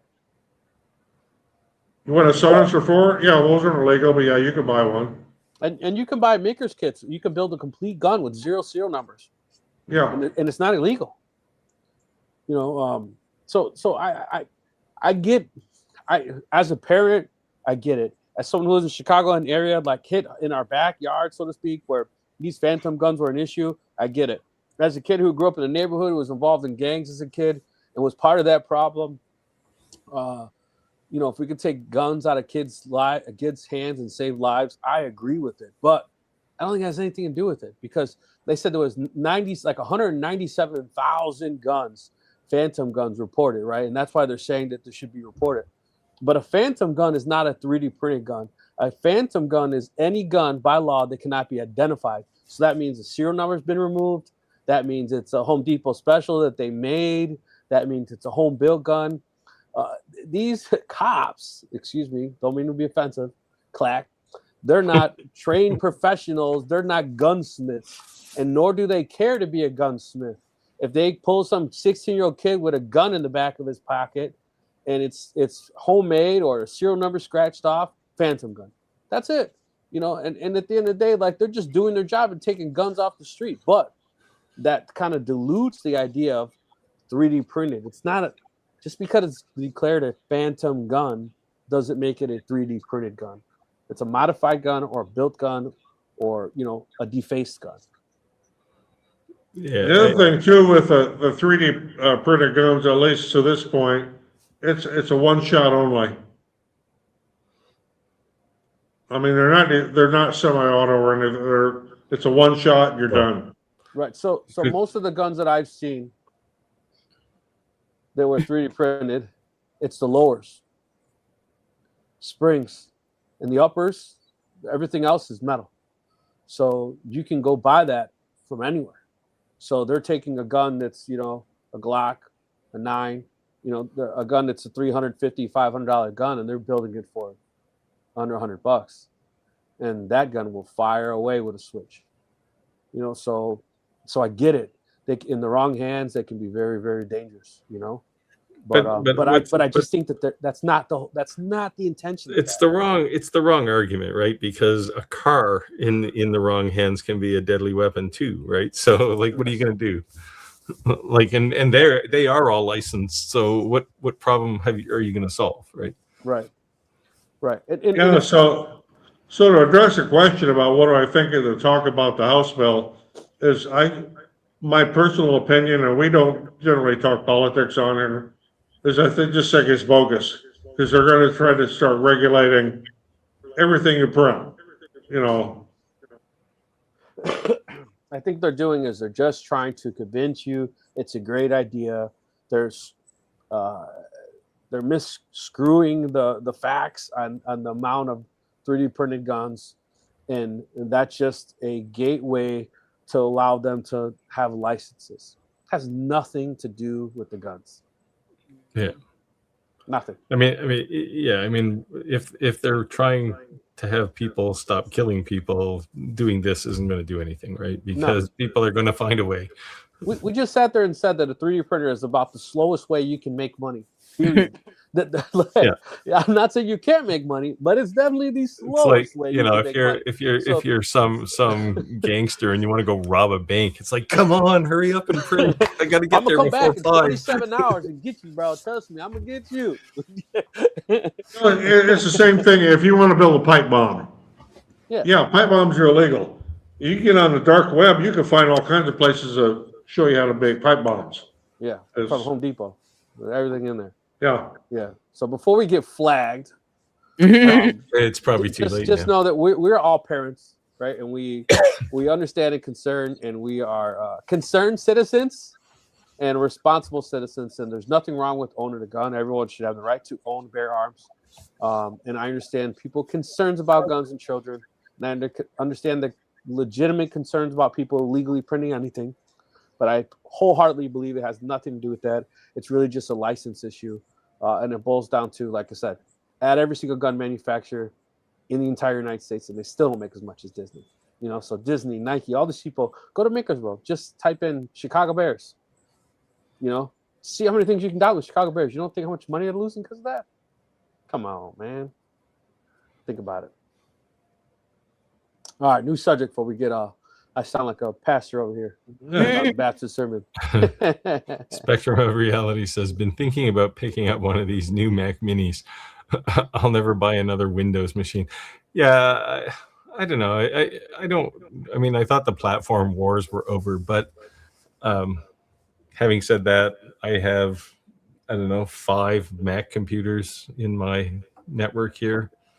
And I have one of those little $200 mini PCs for running. It's actually I bought it for the Pro Color DTF printer when I reviewed it because there was no Windows software at the time, and it had to be pretty close proximity to the printer. So I have one Windows machine. There you go. Got a question for you, Steve. Harold says, Steve, what kind of beamer uses a freaking Mac? Well, me, Rick. Well, Do you have a Mac or do you have a Windows machine? I have a Mac. Well, we have, of course, with the business and everything, we have 14 computers, and they're all Windows. So this little computer that's behind me, this is like a $200 or $300 Best Buy special. Yeah. Whatever it was like the cheapest brand new laptop you can buy at Best Buy. That's what runs the lasers. And then for all my editing, things like that, I use the MacBook Pro. Yeah, a lot of people think you need a high-end laptop or whatever to run a laser. You don't. No. Lightburn. I literally went and said, "What is the cheapest laptop you have?" Yeah. Yeah. Anything that runs Lightburn, right? So it doesn't. So any Windows machine, any Mac machine. It used to be any Linux machine, but they dropped Linux support. So Mia, what do you use for computers? You're on the Mac or the Windows platform? 2 Windows. I have a Windows gaming PC, and I have a HP laptop that I use on the other side to run some of my printers. And yeah, that's it. Nice. Okay, now what about the cell phone department? Are you an Apple or an Android person? I used to be team Android for the longest. You couldn't convince me to get an iPhone at all until I ended up getting my business in 2021, and I'm like, okay, everybody got an iPhone. I had needed a business phone, so I said, okay, well, I have an Android. I'm gonna go ahead and try the Apple. Then I ended up upgrading a year later, so to both Apple. I had a long string of Apple phones, and one of them decided it was gonna brick itself. So I took it into Apple, and they wouldn't replace it. And I got pissed off, and I literally went out of the Apple store to a kiosk in the mall, and I bought an Android phone. Well, I had that Android phone for about 4 months and bought another Apple. Well, actually, so there were 2 Apple stores where I was living, and I took it to the other Apple store and said, this phone is bricked. It doesn't work. And the guy went, let's just, and they always do that. Oh, let's just update the thing. Okay, go ahead. I've done this a million times. It doesn't work. And then he goes, oh, there's something wrong with it. And he said, and he they carry their little tablets with them, and he starts typing away, and he goes, we'll get you a new one. And it was the most subtle thing in the Apple store, right? This guy comes out of the back and literally brushes him from behind, and he puts his hand back and goes, here's your new phone. It's like, whoa, this is so. But yeah, I had an Android phone for about 4 months, and I went, like, why do people use these things? I know they're cheaper. Because it was so much easier. Like, I'm like, iPhone's too confusing. I'm like, anybody got time for that? And I just love my Android. And to me, I'm not gonna lie, Android had better cameras. The only thing is when it comes to uploading it on social media, the social medias be messing with Android phones. So it makes the quality look worse, but actually they have better cameras. Yeah, so that's the thing. Like, iPhone still doesn't do 8K. This is a 17 Pro. It still don't do 8K. Android's been doing 8K 7 years ago. It's a sad statement when we measure our cell phone by how good the camera is, and nobody even talks about the phone anymore. I got my Samsung S25, and it's Android, and I wouldn't trade it for anything. Yeah, iPhone 16 Pro with my custom case. I got the Beats case and the 17 Pro Max. Yeah. I haven't got the 17 Pro, but I think I'm gonna end up updating my business phone because I had a little free upgrade every year anyway. I don't know why I have to upgrade. I guess because I ain't want to pay the taxes on it yet. So I but this one it doesn't charge. So the only way I can Yep, charge it that's- is wireless. That's why I got it, because I got tired of doing this jiggle, jiggle, jiggle, or have to use No. wireless. You blow it out. just have to get a vacuum and clean the belly button lint out of the bottom of it. Tony said hello from Cleveland, Ohio. Hey, Tony, thanks for joining live. A loyal subscriber. Thank you, Tony. Chris said Windows has a blue screen of death. 3D printers have the blob of death. Yeah, I have, and Steve was talking about that earlier. I've got one of my Bamboo A1s that had the blob of death on it. Ended up having to replace the entire extruder. It got so bad. Yeah. Well, next week I'll make an effort to bring that blob that I have. It's still sitting in my shop. I mean, this thing has weight to it. It weighs about half a pound. Yeah. And it was literally encapsulating both hot ends on the H2D. It was like this insane. Black gray blob that. What were you printing? One of these cases actually. Man. And it failed about halfway through. Actually, it printed the bottom layer, and then one of the there's four pedestals on the bottom, and one of them let go, and it actually got sucked up into the up around the hot end and inside the extruder for some reason, and then it just built up from there. So speaking of sublimation printing, Mia and Roger, I got the Epson 570 because I thought DTF was just too complicated for my wife, and I thought the sublimation prints would be a lot easier for her. But the one thing that she hated was that the Epson 570s, since it's not a modified, it is a sublimation printer directly from Epson. The RIP software is licensed, and it can only be installed on one computer, and you can't print to that printer without the RIP software. So it's almost like that's a dedicated computer. So I brought this little one down here to use on the laser, and she's like, well, great, now I can't print. Or I got to tell you to print for me. So what software?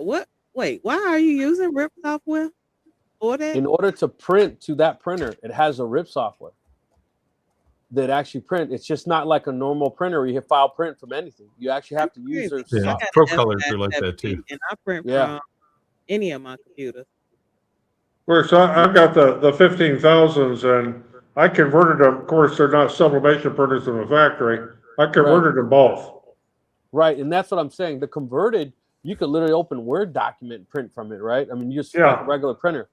But when you actually have the sublimation printer from Epson, it comes with the licensed RIP software. Like I never you can create gang sheets. It's like pretty cool, but it sucks that it's literally like tied to a computer. You can't have it. Right. Because what I use, I do all my designing in Canva, and when I'm done with Canva, I download it to my computer and I use Epson print layout, and that's how I print it.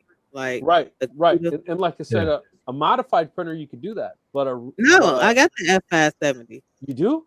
Yeah. And you don't use the Epson software? No, I just use Epson print layout. That's it. See, I think they're changing, right? When I looked at the Pro Colored, it had RIP software, but they said they were getting rid of it.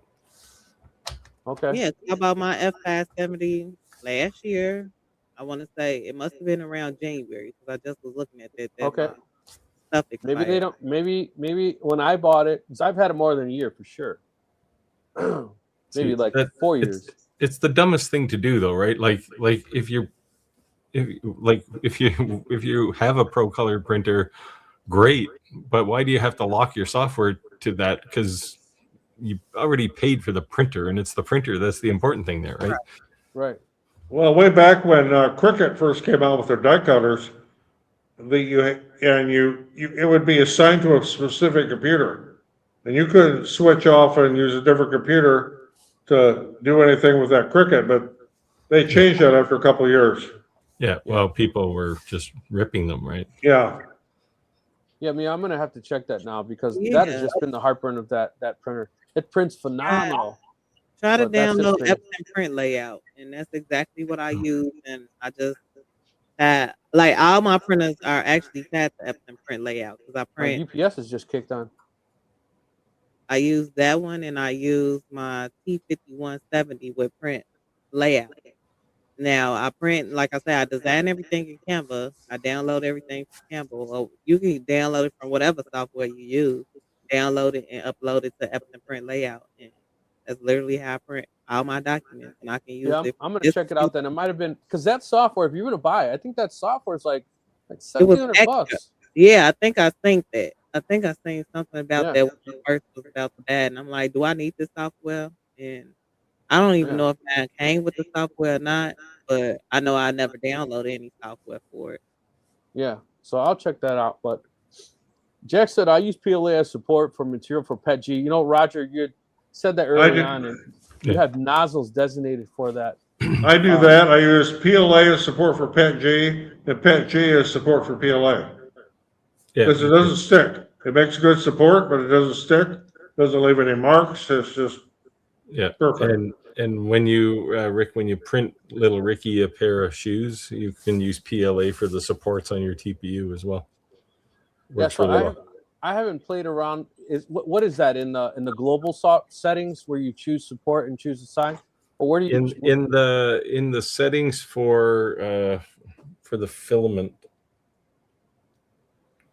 it's like the fourth tab over. Oh, hang on, I got bamboo here.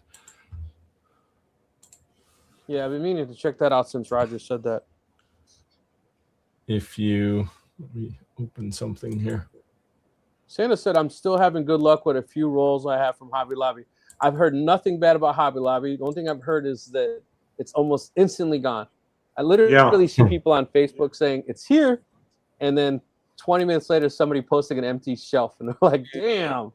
So it's in the support tab, and if you go down to the section that says filament for supports, it'll probably say both of them are default, and you can just change it to whatever spool you want on your AMS.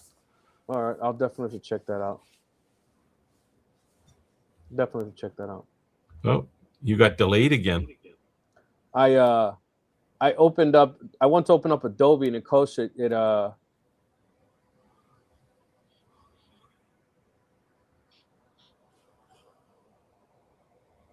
want to open up Adobe.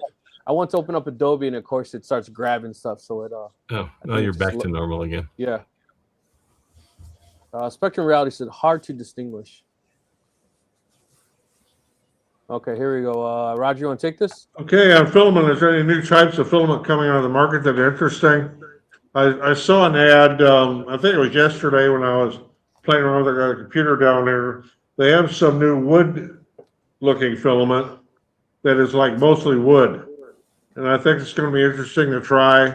But for you that out there that have never printed with wood filament anymore, is highly abrasive.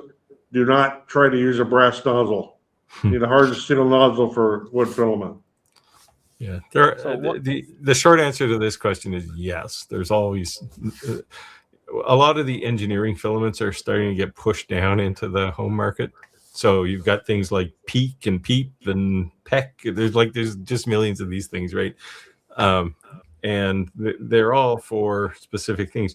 You can, if you have a printer that can do it, you can even get PEI. The plastic that's on your build plate. You can actually get a roll of that filament and print it, but you need a hot end that can go to like 700 Celsius.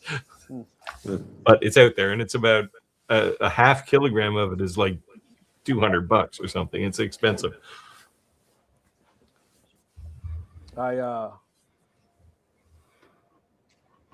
Somebody making some talking funny about the noises. wood one earlier. They were saying how the wood filament actually smells like wood and everything. I thought it was like a fake post, and then I seen other people coming like, yeah, it does. And you need a 0.6 nozzle and all of that type of stuff. I was like, that's interesting. Makes me want to kind of pass on. It's got real wood in it. So a good friend of ours, she makes a whole lot of fancy crosses, and I forget the name of the crosses she creates. It's like this woven cross, Celtic cross. but it's like it looks like it's kind of like a Celtic cross, but it's woven through it. I don't even know. I'd have to show it on Facebook. Yeah, the ones you put on Shop Talk Live here just lately was phenomenal. Yeah, so I was thinking of cheating because she did that with a skill saw, and then sanded and her fancy grinder thing, right? Yeah, and then put it all back together. I was thinking about trying to cheat and just 3D print that and see how it looked in that wood filament. Well, you can It get, might look like a turd, but 4 different kinds of wood filament on Bamboo Store. it might just look like a turd, but I think I'm going to try it and just for shits and giggles, so to speak, see what she says.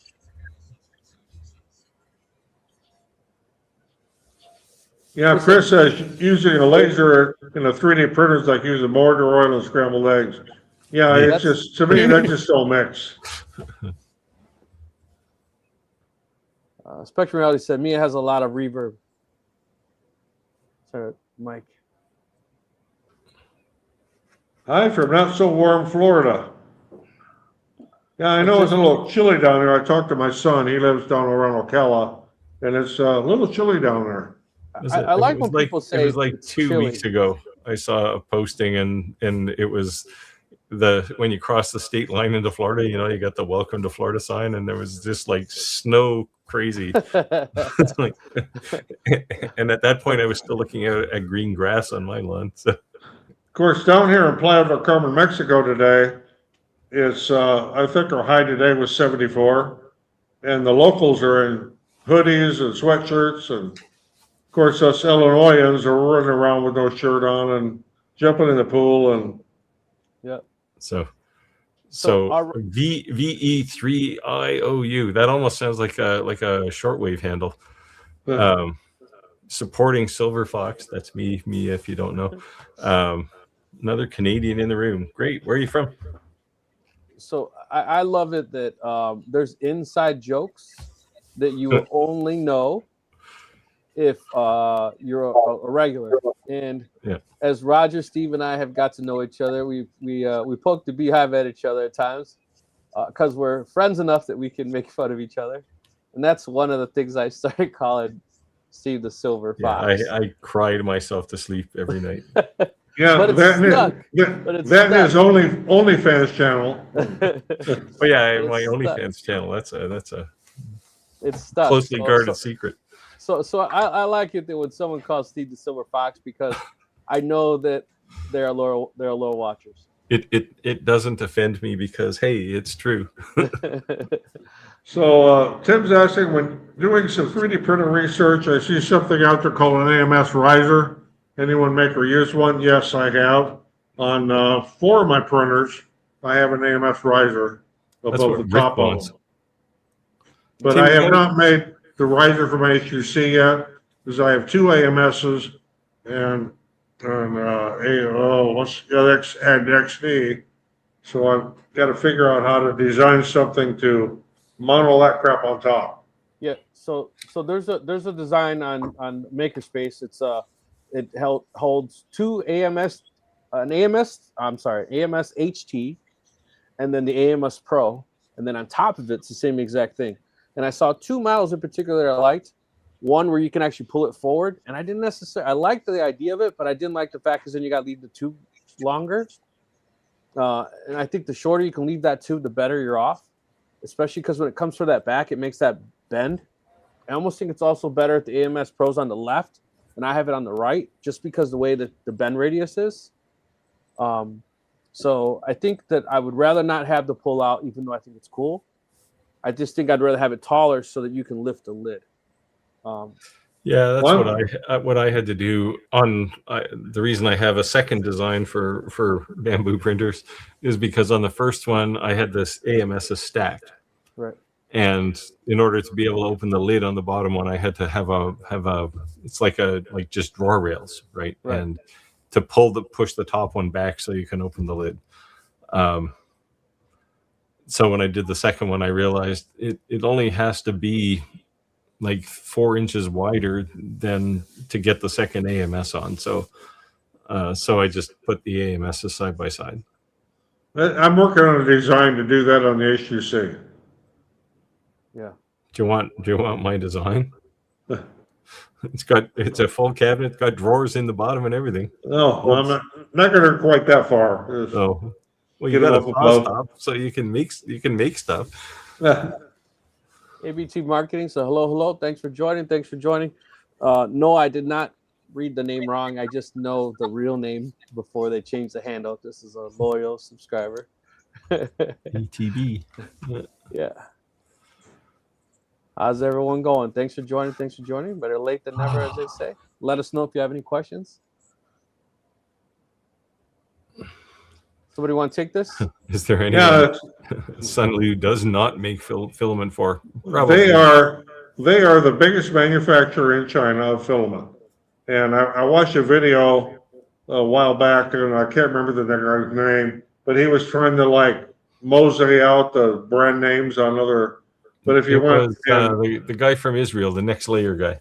Yeah, Next Layer. If you freeze the frames, you can see Bamboo's name on the cases. I'm gonna have to check that out. You mentioned that a couple times. I have to check that out. Find it. Spectrum Reality said they make glow in the dark paint too. Just in case little Ricky wants to paint messages all over his wall. Rogers asking, where are my B1 leg extensions sold? They're sold on my website called, can I advertise this? Of course. moonshinecrafts.com. Of course, now you owe us all $1. Yeah. No. We'll post it in the Facebook group too and pin it. So those who've made it this far in the live, if you're not already a member, I highly suggest that you join our Facebook group. I'm saying this only because I want to make sure that you're aware. It is Shop Talk Live's Facebook group. It is not my Facebook group. It is not Roger's Facebook group. It is not Steve's Facebook group. And the only reason I'm mentioning this is because you all know that we all are in the makerspace. We all make stuff to sell. We are influencers. So since it's not direct regards to Shop Talk Lives, you can very well, if you are an influencer, post your social media content on there. If you are a maker, you can very well post all your information, all your things you're selling. We buy often from each other. So post. Yeah, we are not in competition with each other by any means. Yeah. No. I don't like the term influencer. I don't think of myself as an influencer. I do tons of reviews, but it's like, here's the things you need to know. If you want to buy one, there's a link down there. But if you don't, well, or you want to buy it from somebody else, go ahead. It's like, I don't want to be the coercive person. I'm just a YouTuber. You are, though. Whether you want to own it or not. Well, I coerced you and maybe Tim, but I could turn the camera on a couple times and pretty say you are a bad influencer. But just so shoptalklive.club, it's not a website. It's just an auto forward to our Facebook group, so we don't have this big long URL. That's all. So check it out if you're not already a member. Please do join. We can get back to the comments here. But yeah. See, I might have swayed you, but you didn't use any affiliate link from me, so it was, Were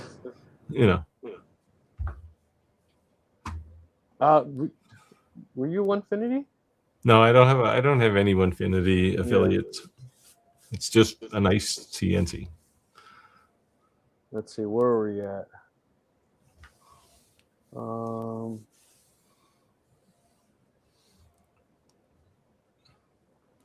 You were there, and then we saw this one.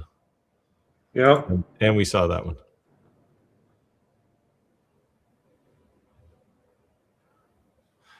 And then somebody said Mia has reverb. And we saw the leg extension one, and there we are. We're back. Yeah, my B1 leg extension, moonshinecrafts.com. Do you sell moonshine too? No, they kind of frown on that. I will actually. I'll put that in the comments, sir. The copper tubing's too expensive. Yeah. So if you're looking for long legs, Roger's your man.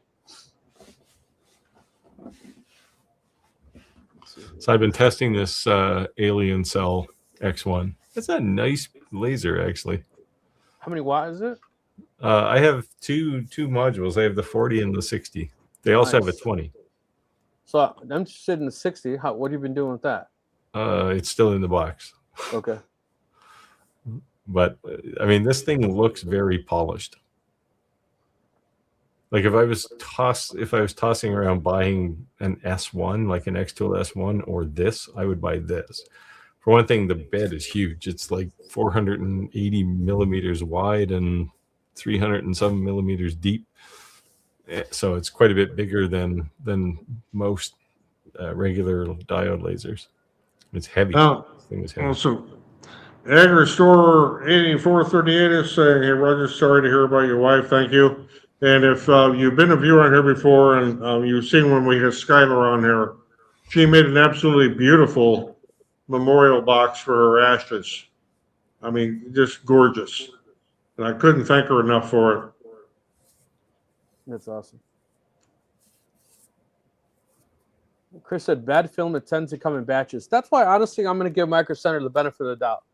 And I kind of thought that, like, if they sold crappy filament and it was just crappy filament, I just can't see them having a quarter of a store just rows and rows and rows. I mean, I guess you could, but are they making the filament? I don't know. Because it's possible, like they had they were making a roll of red and they had a bunch of scraps from like their recycling, and they had a bunch of scraps that were PLA and some that were Pat G or something, and well, that'd be a great combination. And they mixed them. Yeah, they don't want to be together to start with, right? Like. That's literally what it looks like. It's not like adhering to itself. Yeah, but it's possible that it's literally falling all over my keyboard. If they're using recycled part recycling, or they're getting the recycled pellets from somebody else, maybe the it's not filament had a mix. I don't know. Yeah, so I'll be back. I was gonna leave a review, but I'm not gonna do a review until I at least reach out to them and see what they have to say. Give them a chance to defend themselves. So Spectrum Reality is saying, what makes it bad? Moisture, air bubbles.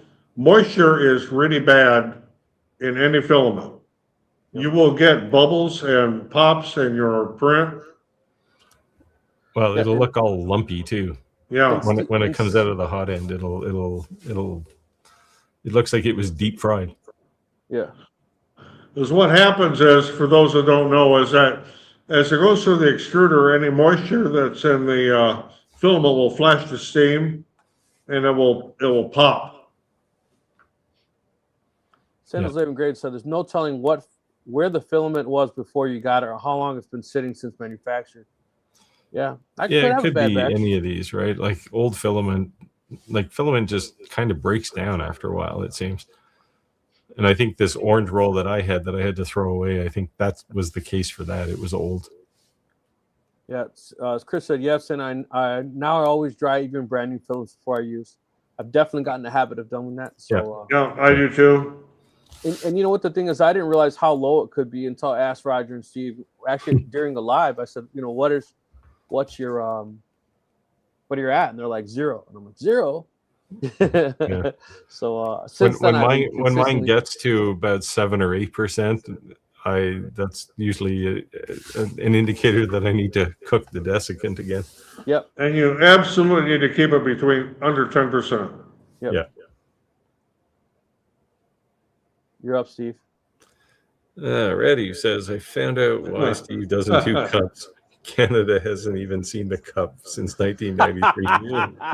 Oh, that's a good one. Yeah, we send all of our Canadians down south to skate with Europeans to with the Blackhawks hockey cups. See, I used to say the Toronto Maple Leafs are fairly popular in Canada. I think Tim is a Maple Leafs fan. And I used to have a boss who loved them, and I saw he had a Maple Leafs logo on his office door one day. I walked in there and I said, "What's this?" He said, "Toronto Maple Leafs, best hockey team in the world." I said, "Oh, I only watch playoff hockey. I didn't know Toronto had a team." Oh, that's hilarious. That's hilarious. He threatened to fire me.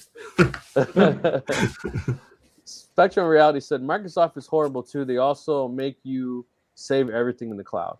Yeah, that's just how things are these days. Yeah.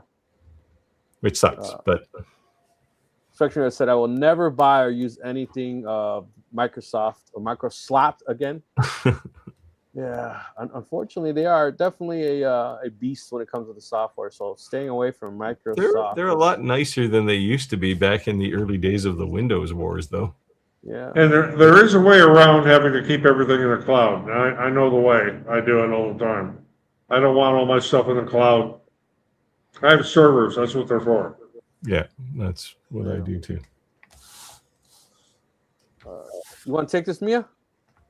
I do the same a lot. Make my SVGs in Lightburn and bring them into Vectric or Fusion.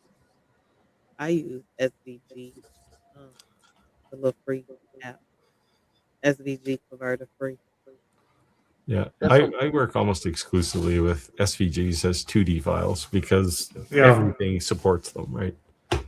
Yeah, but you're seeing that, there's the Lightburn is almost like, because of the laser, you're so comfortable in it, just makes it easier to create. Yeah, but Lightburn uses SVGs too. Yeah. No, I don't do a lot of design in Lightburn because I don't do a lot with Lightburn anymore, but I don't do a lot of design in Lightburn because I take designs and I might send them to a laser. I might send them to a CNC or UV printer now. So I don't want to lock myself into anything. And I know Clack or somebody's going to say, well, you can export SVG files from Lightburn. Yeah, you can. They don't always work, but they're pretty good. I do it all the time. And when I do anything with my CNCs, and I don't do a lot of it, I do use Lightburn a lot of times for the design, and then export it out and then into whatever CNC software the day happens to be, and process it from there. Using Lightburn as an SVG editor is a bit like using a wrench for a hammer. And now I know you electrical guys are perfectly normal, but that was we have to say to us. As Rick will say, we got a pair of nines. That pair of nines is a hammer, it's a screwdriver, it's everything. Rick's gone off to get his. Sometimes I try to use Canva to make my SVG, but Canva get the actual. Yeah. Pair of nines. There you go. I think I have a pair of those somewhere. This is $10,000. Is it? Well, I don't have a pair like that. I probably have the knockoffs. No, this reason this is $10,000. These are for a fallen lineman. So if you die and your wife needs the money, she can turn these in. That's If right. you don't need it, you don't take it. Yikes. It's kind of a grim way to cash in a pair of pliers. And I'm not a lineman, but I have a pair of those. Yeah, they have an American flag. And I also have a pair of the regular orange hammer ones, but I think I have a $6 pair that look just like those ones Rick showed me. People were what's sad was down for 10,000, or they just worth 10,000. No, it's like a grant. Like, so you turn them in and they'll literally mail your wife a check. Yeah, so when you're buying it, you're actually, I think it was basically non-for-profit. I don't think Klein took any of the money. It all went into like a slush fund. right, it did. And then if I died in the field, my wife needed the money, she could turn these in and they'd send her the money. So really someone should just break into your house and steal your pliers. You know what was sad is that they sold out pretty quick. And I think they came out a second or third time. And people were buying them and selling them on eBay for like outrageous amounts of money. I'm like, dude, you're missing the whole point. Like, Yeah. And then that's someone saw that's me, like selling war medals, right? Yeah. And then someone saw me using them at work, and they were like, "Dude, what the hell is wrong with you?" I'm like, "What do you mean?" They're like, "You should be hanging that on the wall." I'm like, "What?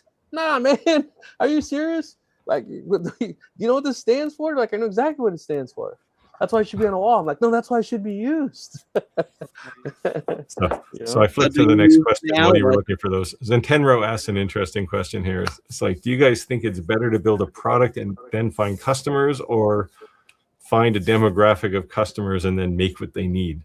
I go with the second part for the most part. Usually, yeah. So I think both. So I think you should always go the second route, but I don't think there's nothing wrong with fishing. Well, I don't think you should make 10,000 of something. This is a question of, do you sell volume or do you sell custom? right? If you sell volume, you're going to make stuff and take it to markets and try and sell it, right? You don't know all those people, so you don't know what they need.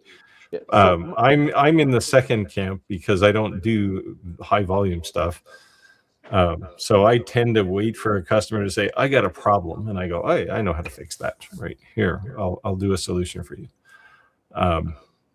So I think a lot of this depends on what your sales model is. And I've been on both ends of the spectrum here. Of course, I started out with my big coaster business, Steve of Horrors, but with my stolen from coasters. But we've had other viewers on our podcast here that have also done well with it. Jim makes a lot of coasters. Yeah. I've made coasters, but it's usually something I add in for some customer who's spending, tons of money. Here's my opinion. Here's my opinion. I think you should definitely make something. We always say find your niche, sell for the market, and I think you should. It's okay to fish, to make something to see if it sells, but I think you shouldn't make 10,000 of something like with a 3D printer. Yeah, and then wishfully think it's going to sell. No, right? But we also talk about trade shows, and there could be trade shows that are in certain areas. You're going to have that niche market, so maybe you'd make a ton of that particular thing.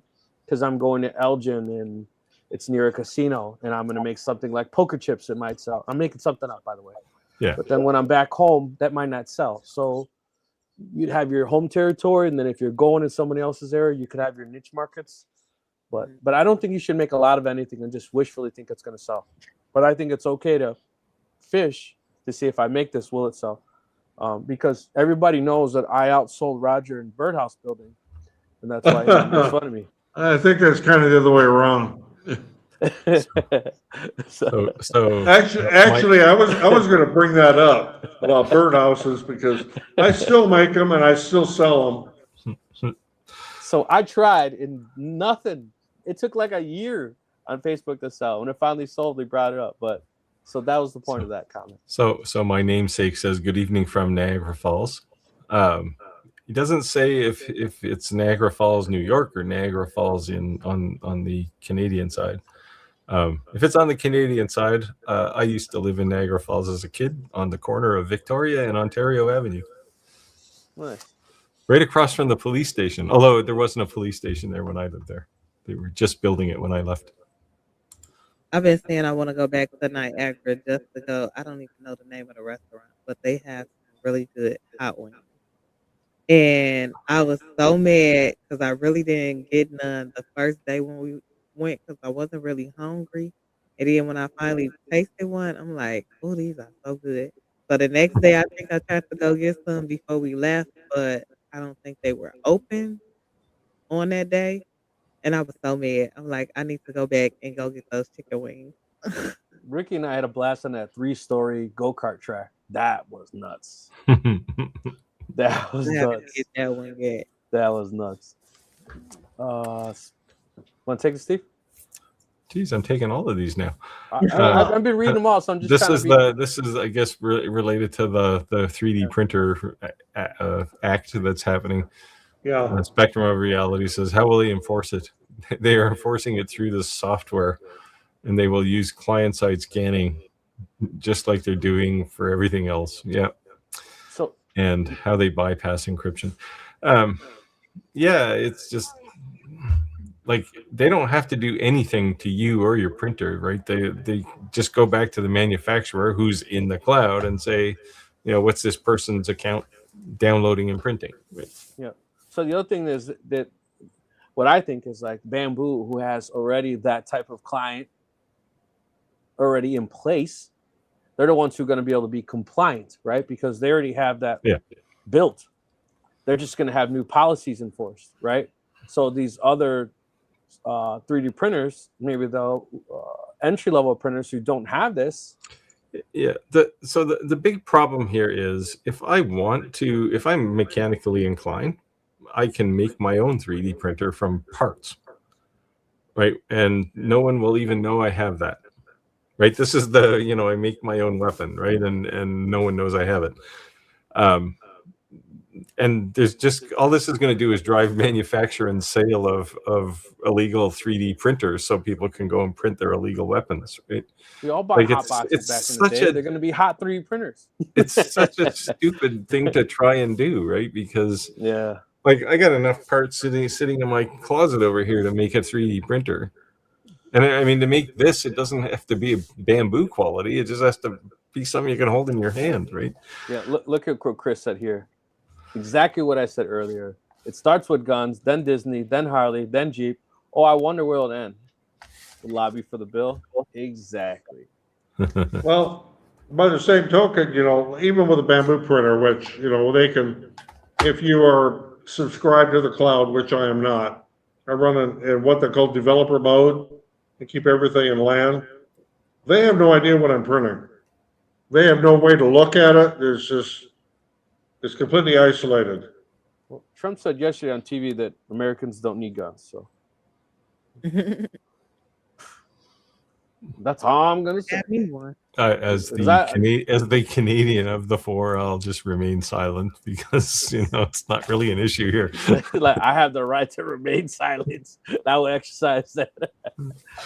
Jack said you can 3D print lowers, exactly what I was saying, and use them over and over again. I 3D print it. I'll skip that, and buy about 80% lowers and mint the rest. No difference. It's not illegal, and you can build your own. Exactly what I just said. As long as it's just a lower, the parts. I don't even want to say it. Well, let's just say there's certain websites you can download it that are people that are right to bear arms people that make these files readily available for free. You're not going to post that link down in the chat, are you? Yeah, no. And if you would happen to venture into the dark web, you can find anything. Yeah, you don't even have to go that deep. I mean, it's readily available. Yeah. Spectrum Reality said there's a whole book out there you can download called Expedite Firearms for Home Machinists. Yeah. And I keep saying, like, when I was a kid, there was only one kid in my whole neighborhood who had a computer, right? And then I remember when even printers, not everyone had a printer. And then now everyone has a computer. Now everyone has laptops. Now everyone has a cell phone. And I remember people didn't have microwaves. Everyone had microwaves back in the day. That was, you got a microwave? You know what I mean? It's going to become like everyone has a 3D printer. It's just going to become the normal thing, It's one of these things where the genie's out of the bottle, right? And like, you can't stop this now. No, it's too late. It's too late. And like I said, just if they go to all the manufacturers, then you just make your own, right? Yeah, or there's going to be people modding them, Yeah, well, there's going to be modders. But I mean, I've made 3 of my own, and like from nothing, and it wasn't that hard. Yeah, but there'll be the guy who's like $50, bro, and I'll make it go offline. And you're good. You know what I mean? So like, but there's still some traceability that it was purchased, right? So there will be a bloodline there they can follow. But if you make your own, it's just a bunch of parts, like stepper motor. What'd you use that stepper motor for? Like how deep are they going to go, right? They don't. First of all, they don't have the manpower to regulate that kind of system, and it's not going to work. No, yeah, it's just crazy.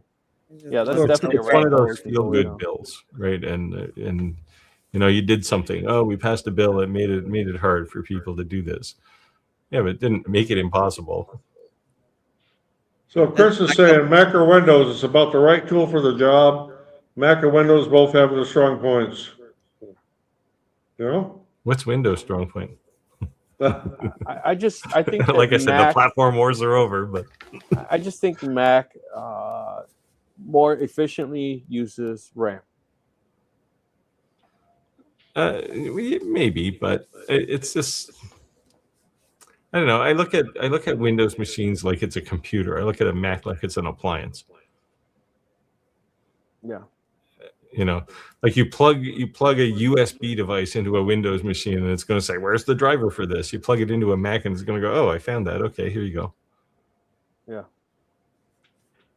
Santa's Living Great said, what's funny to me is you see several videos talking about the first 3D printer and then it's laser, then it's, Yeah, it's just, pretty well. I mean, I was going to say pretty soon they'll be going after your table saw, but they already did that. Yeah, it's too late. The cat's out of the bag. Like, there's nothing they can do. I mean, they can. It's too late. Yeah, like Gotta have with a a table separate- saw, if you're in the UK, you can't have a dadu set. Yeah. You can't have what? A dadu set on your table saw if you're in the UK, they're Oh. illegal. Yeah. For some reason. But didn't they outlaw a lot of drones too? Like wasn't the U.S. government harassing DJI for a lot Oh of their drones? yeah, they banned DJI's drones in the U.S. We because passed they a were- bunch of laws here around you can't fly it within 5 kilometers or 2 miles of an airport or 4 miles of an airport. But you can still generally fly them. Big ones though, you have to get license for. Well, where I live, I'm like a mile and a half from an international airport. I'm not allowed to fly a drone, even if it's only 6 feet above the ground. Yeah. Hmm. So looks we actually are right at time. There's a few comments here in the lives. I'm gonna skim through real quick and see if there's anything maybe we think we should hit. I think one that was asking me a question. I like this one. Yeah, every tool is a hammer, especially if you got a pair of 9s. See, that's the kind of thing you want to put on a t-shirt. Yeah. There you go, Mia. There's a good one. Valentine's Day coming up. You can sell that for husbands. Everything's a hammer. Yeah, just I seen one comment that says, Mia, you said this is your full-time job. How do you find your customers and what type of products are you selling? So I sell a lot of different products. So I'm a serial entrepreneur. So I do custom clothing, I do custom items, tumblers, memorial benches, buttons, print, stickers, cups. So most of my customers usually come off of Facebook, my Facebook friends list. A lot of people either come from referrals of other people asking, "Oh, who did this?" Or sometimes even when I'm out in public, if I see parents with their kids, I need to give me some business cards because I do go a lot of places with kids because I have a toddler. And sometimes when I see parents, I'll be like, "Oh, I customize kids' clothes for their birthdays. If you need any birthday outfits done, you can contact me here." And that's pretty much where I get my customers from word of mouth and from just like promoting myself maybe on TikTok and Facebook and Instagram. So yeah. So I found you. Right. So at the end of the Yeah, day, yeah. every customer will bring you a customer. So if Yeah, it could be a word of $10 mouth item is or- word of mouth is one of the best things. That's probably 90% of my business in the craft side of everything. Yeah. Yep. All right, guys. Well, again, we're at time. So, Mia, thank you for joining us on live. It was good. I'd appreciate maybe we can do this again sometime. Okay. I'm down to do it. I was like after this, I was like, you make me want to start a podcast and just be on. You know, it's a little nerve wracking at first. You got to come out of your own shell, and you have to kind of interact with the customer, interact with our not customers. I'm sorry. Comment. Yeah, and just kind of keep the conversation going. And sometimes it's we have to create the conversation. So Right. this is a live question and answer, so it's not scripted. We don't have any topic of discussion. But sometimes not everyone comes for questions. Some people just come because we call it Happy Hump Day.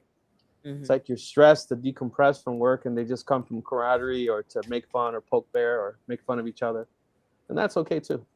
All right. Well, I thank you so much for having me and Yeah. breaking my podcast V. There you go.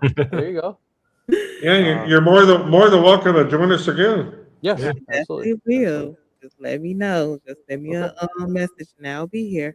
Well, do Steve, is there anything you want to say on the closeout? No, thanks for coming, Mia, and thanks for everyone else for showing up. Yeah, Right. thanks everybody for watching. Of course, I'm in Mexico right now. Next week I'll be back in cold Illinois, but we'll be it's there. almost February. Winter's almost over. And a reminder, we did just hit our 100th live last week, so this is officially 101. The live question and answers, which is kind of cool because everyone says 101 Q1.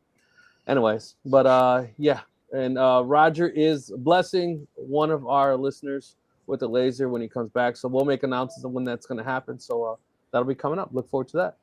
See you guys on the next live. Be giving away a MechPal laser, so you want to tune in here in the next few weeks. There you go. I 2 win weeks. it. Talk to you guys. Hey, Have a good night. Bye. Good. Take care. Bye. Thanks all. see y'all next week. Bye.